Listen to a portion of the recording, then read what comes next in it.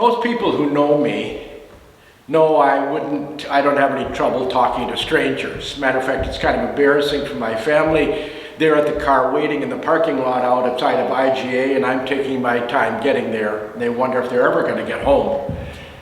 Well, talking about strangers, this is a story about that.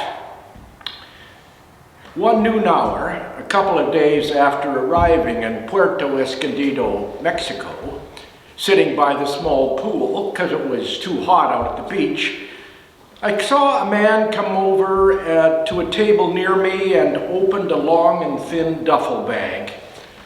And I wondered what was inside it, and then I noticed it was a fishing rod. And he began to assemble it carefully and deliberately, making sure that everything was right. When he was done, I said, "I'm not sure you're going to have much luck in the pool today. I haven't seen any fish in there at all." He laughed and asked, "Where are you from?" And I said, "British Columbia, Vancouver." And he said, "Oh, I'm from Montreal." I said, "Oh, I lived in Notre Dame de Grace for 2 years, a long time ago.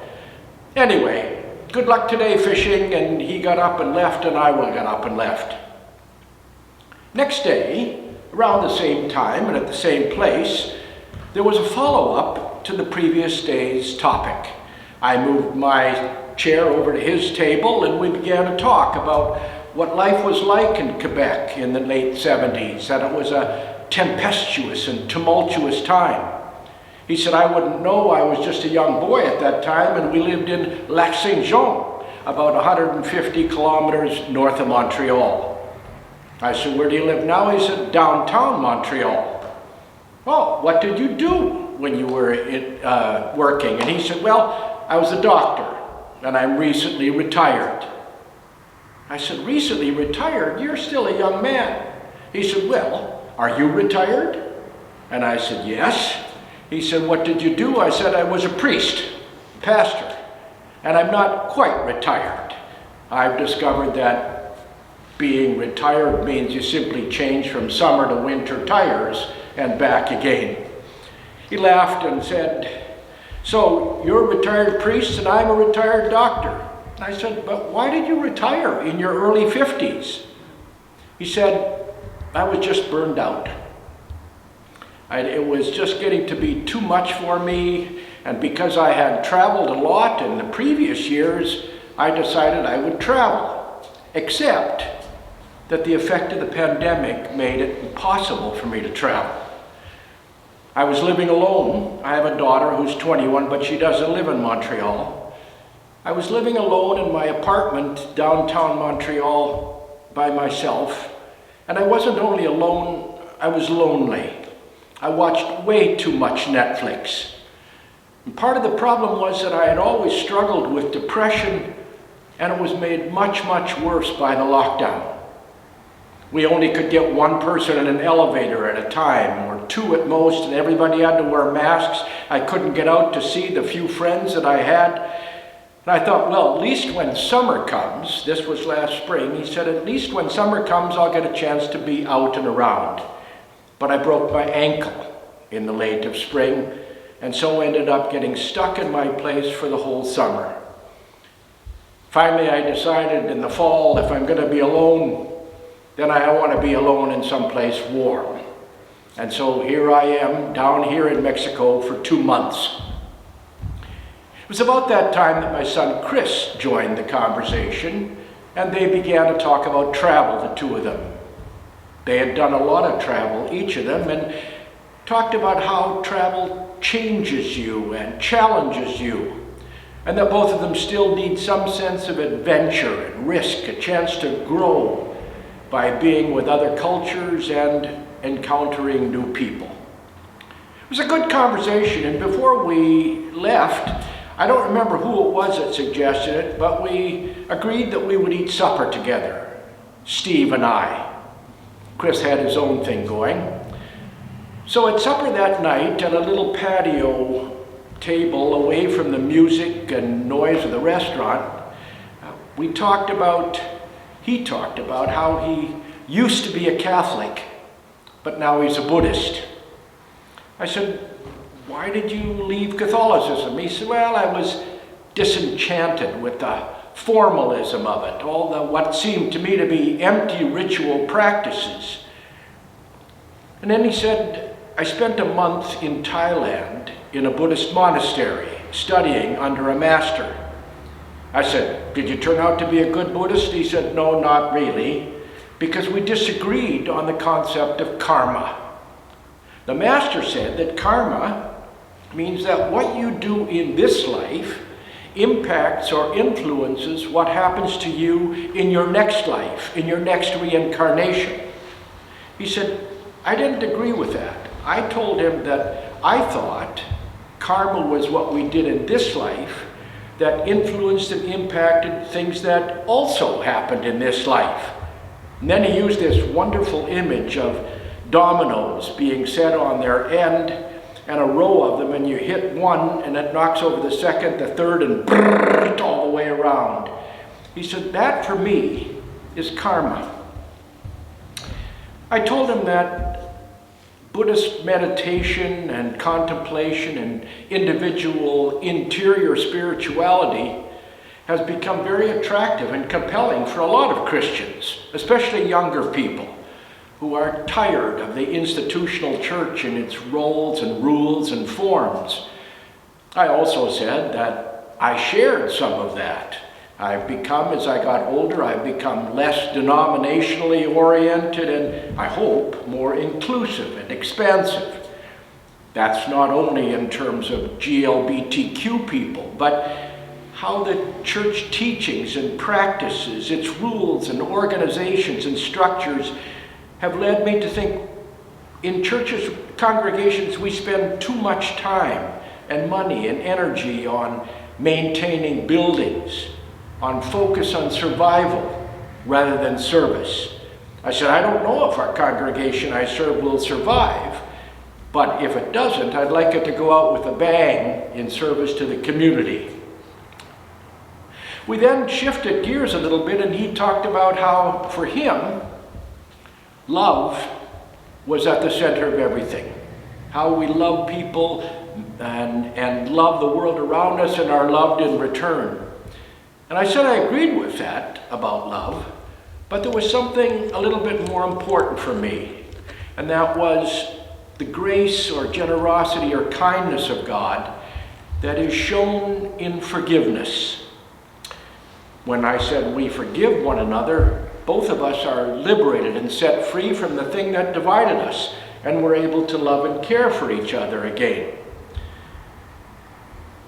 He said, forgiveness is good, but it's really he's found it really hard to forgive himself. I said, that's not unique. We're often the worst critics of ourselves. And he said, but let me tell you why I can't forgive myself. He said, when I was working in the emergency ward one night, a young couple came in with a brand new baby, and the baby wasn't breathing. This young couple were so excited to have a little baby, they got into bed and they put the baby between them, and exhausted because of a new baby, one of them rolled over and smothered the baby.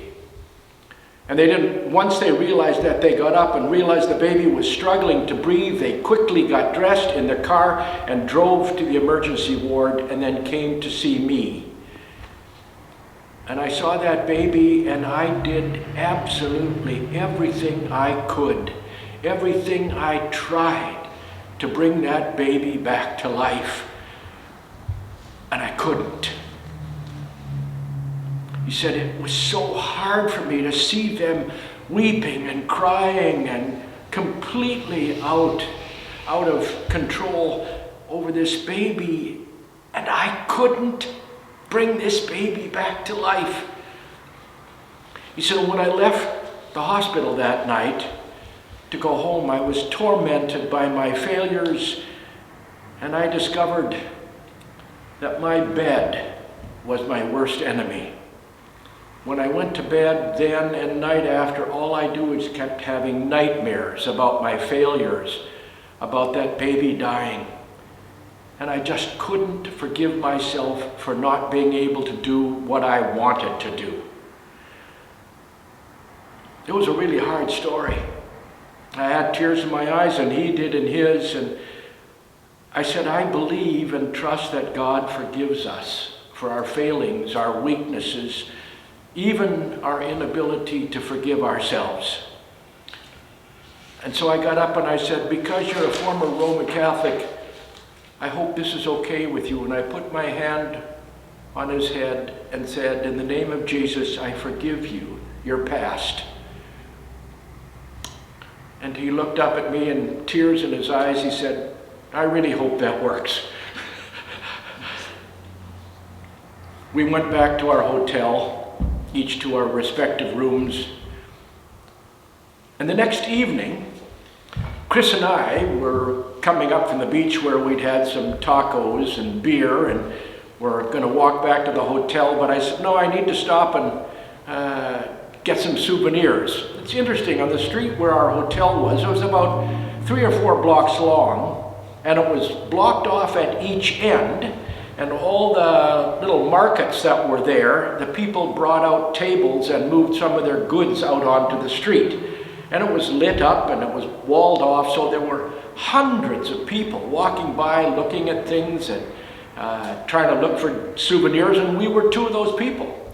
And when we came out of one store, I looked down the street and there was Steve, sitting on a chair at a table just outside of a bar. And he saw us, and he waved his arms and says, Ricardo, Ricardo. I know it should have been Richard because it was French, but I had said my name was Ricardo. He said, Ricardo, Ricardo, come, come. And we went down there and I said, what's up? He said, Ricardo, I have been praying to God that you would come here and I could tell you what happened. And I looked at him and he was just drenched, sweat running off of him. His shirt was just soaked. I said, Steve, what happened here? He said, I want to tell you this. He said, when I finished my supper, when I came up into the street, I was going to go to the hotel, but I decided to take the long way around. So I went out the end and around behind and came in at the bottom end of the street. And he says, as I'm walking up, just about opposite of where I am now, he said, I saw a girl standing by a table, and all of a sudden she collapsed. And he said, there was another young girl who knelt down beside her and was crying and screaming, and he said, people started to gather, and he said, for a minute, I just wanted to walk by, because I couldn't bear the thought of what was happening, and I didn't think I could do it. And then he thought, no, it's what I do, I have to go. So he said, I went to the crowd and I yelled, medico, medico, moving all the people aside. And he said, I got down and I saw that she was hardly breathing. She was struggling so much. So I turned her on her side and I said to the girl with her, who said, this is my sister, she just got stung by a bee. And immediately, I know, anaphylactic shock. So I told the girl, I said, you run down to the pharmacy and get me 2 EpiPens, 2. And the girl took off and ran to this pharmacy. And meanwhile, I was trying to help her breathe and call her name and bring her back. And all of a sudden, the other girl came and I took an EpiPen and did what was needed and stabbed it into her thigh. And all of a sudden, she started to breathe a little bit.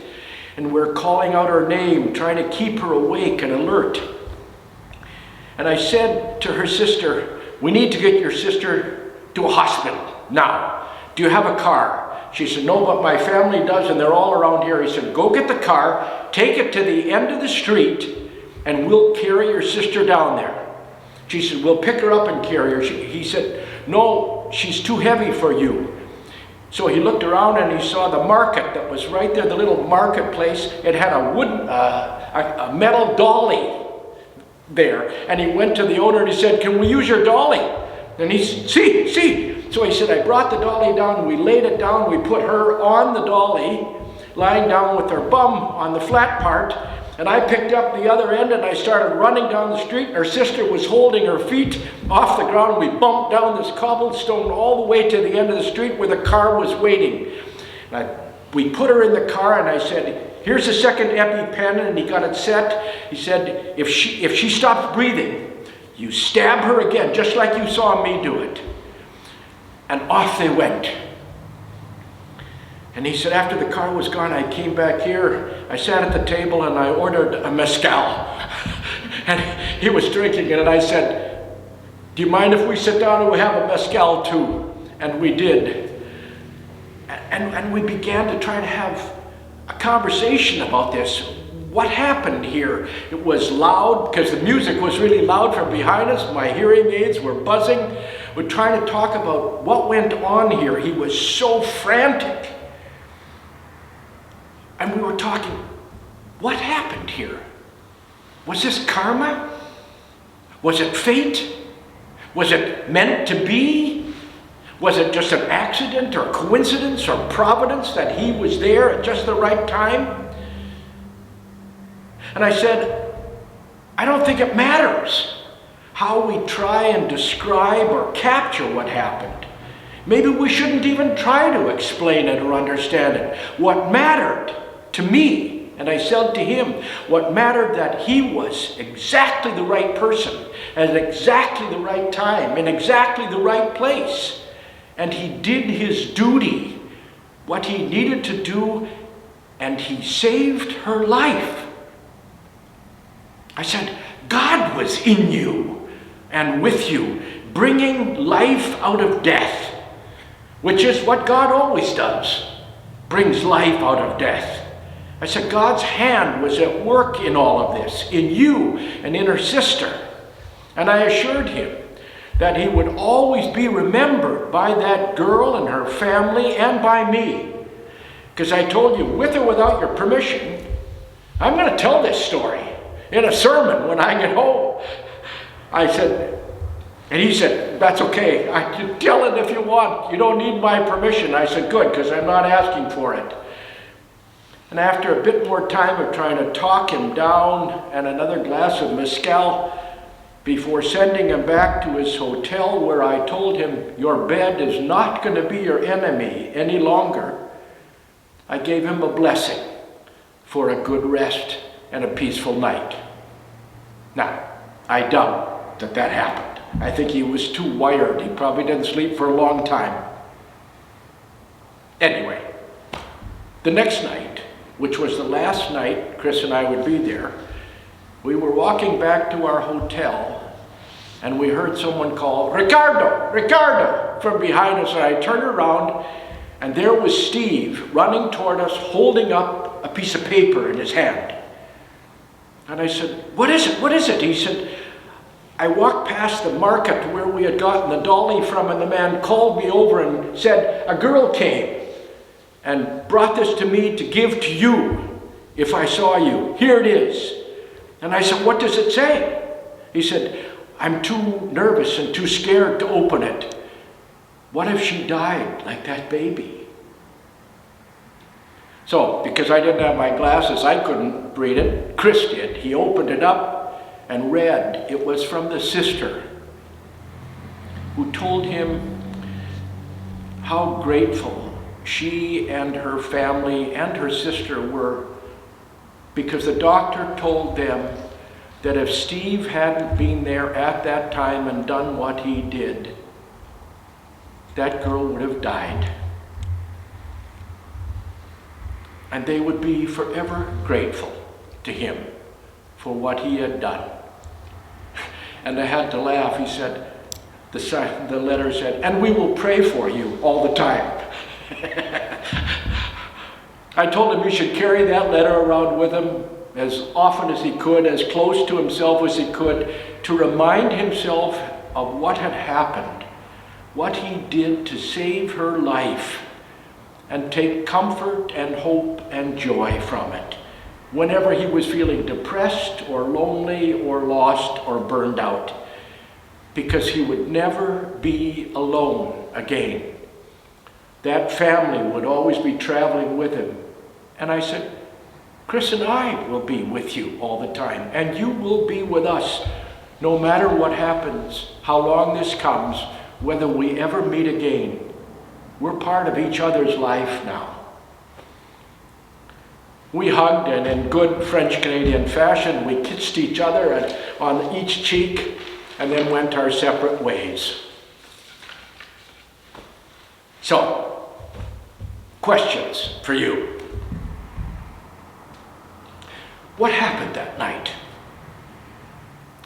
Was it God's plan for that girl to almost die so that Steve could play hero? And what if he had gone past that table 3 minutes earlier and had never seen it? Or what if he had been so worried he didn't stop or was able or willing to do what was needed? And what if Chris and I hadn't decided to shop for souvenirs but just gone back to our hotel and I would have never heard the story? Was it all just luck? Was it destined to happen? Was it fate? Was it karma, accident, coincidence, providence? And was I right in claiming that God's presence was in him and with him? Or was that just the wishful thinking of a priest or pastor who wants to try to make some sense out of it? And even a simpler question. What if I had never spoken to him that first day about fishing in the pool? Or what if either of us had been too shy or too cautious or too suspicious of talking to strangers? And I would have never heard that story. Was that nondescript opening somehow part of God's plan? Was it God's grace at work? And does it really matter? Maybe mysteries are mysteries are mysteries. And it's okay to let them remain that way.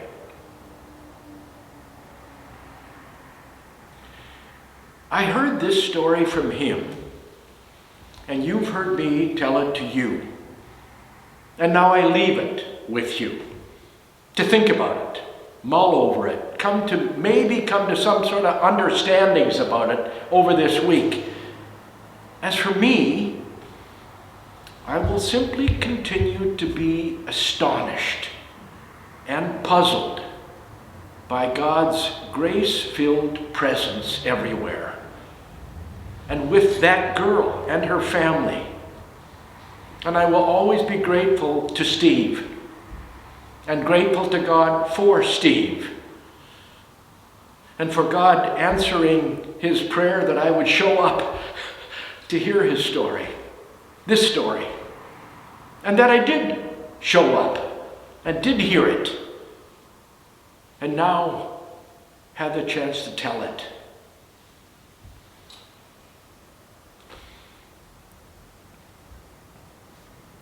And all of God's people say amen. Amen. Amen.